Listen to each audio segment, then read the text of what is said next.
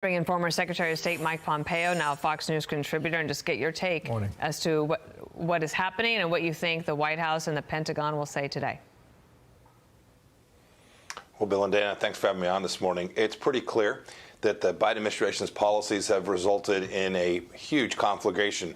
I hear people talking about whether we're going to end up at war with Iran. I can assure you the Iranians are at war with the United States today. They've now killed American servicemen. These three certainly in these past days, and we shouldn't forget the two Navy SEALs that lost their lives in the efforts in the region as well.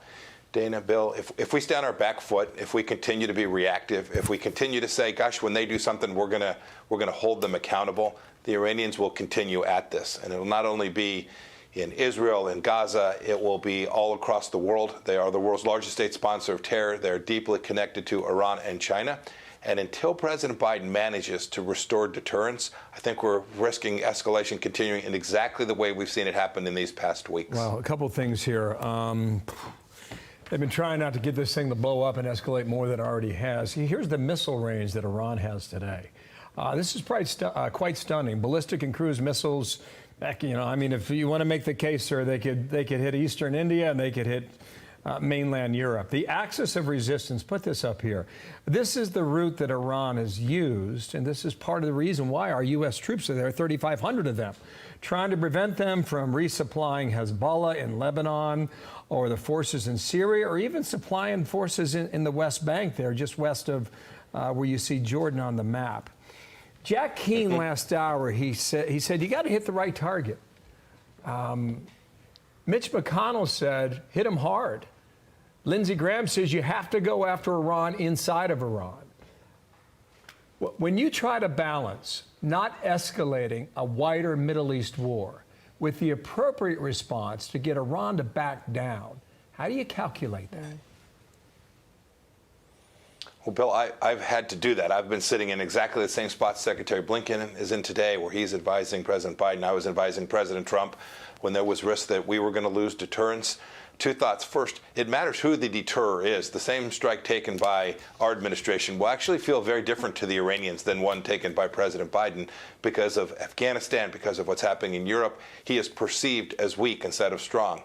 I think that leads to a stronger response being required. And whether that's inside of Iran or commercial targets in the Gulf or Iranian assets that are around the world, this is going to have to be a serious response at scale, determined likely over time, or it'll just look like, hey, we're waiting for you all to kill some more Americans again, and then we'll fire at some empty warehouses in Syria. That would be an enormous mistake for the American people. I wish it was the case that what happened in Tehran stayed in Tehran, but the United States is going to have to lead.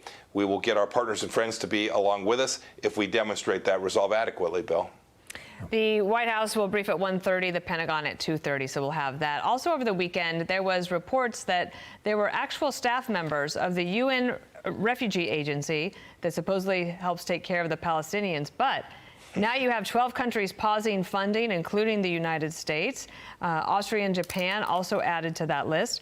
And now here's the Israel dossier detailing UN staffers' involvement in the Hamas attack. Watch here. One UN staffer kidnapped an Israeli woman. One UN staffer raided a kibbutz and participated in violence. And one doled out ammunition to Hamas fighters, in addition to the other support that we've seen. Your thoughts on that? Bill, I heard you say unbelievable. Sadly, I'm not surprised in the least. It's the very reason we stopped funding UNRWA in the Trump administration. This is known. We have known that this was a corrupt institution. We have known that the difference between an UNRWA employee and someone working on behalf of the Iranians has always been difficult to distinguish. We knew a lot of that money was going towards educating with the most anti-Semitic educational tools available. We should have stopped funding UNRWA. We did. The Biden administration turned it back on, and you can see the direct result of this. Bill, I will not be shocked at all if we learn that there wasn't just a dozen, but dozens and dozens and dozens of UN employees, proving the UN's moral failure, that this will be dozens and dozens of UN employees that were involved in the events of October 7th and the holding of American hostages since that day. Wow. Oh, well, that's a remarkable statement. Let's get the information out there. Yeah, and your comment from earlier. Yes, ma'am. You know, Iran is at war with us. Let that settle in. Sir, thank you for your time today. Thank you. Coming on. Mike Pompeo. Bill, Dana, thank you. Bless you all. Thank you. I'm Steve Ducey. I'm Brian Kilmeade. And I'm Ainsley Earhart. And click here to subscribe to the Fox News YouTube page to catch our hottest interviews and most compelling analysis.